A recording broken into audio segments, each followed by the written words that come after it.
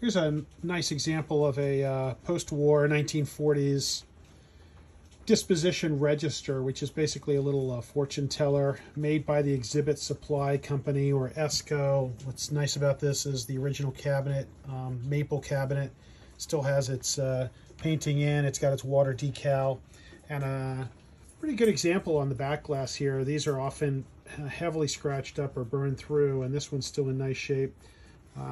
1 cent machine, not converted, still has the original handle, the cast aluminum handle, which again, not always very common.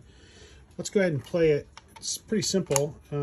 As the instructions say there, you drop a coin in and then you squeeze the handle.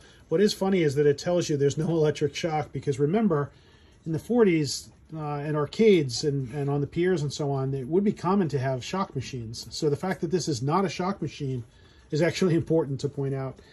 So give a squeeze, and what we see is that the lights flash in seemingly random order, and then after a little bit it will stop and tell us the true information on what do people call you.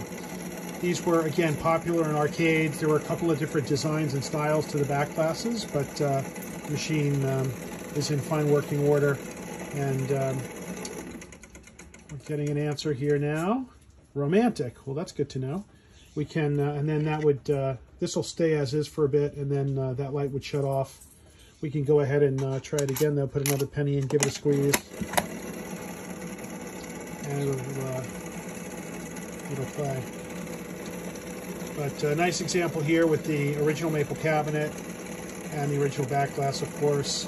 This is then the, again, post-war 1940s Exhibit Supply Disposition register. We'll wait for the final stop here on the motor.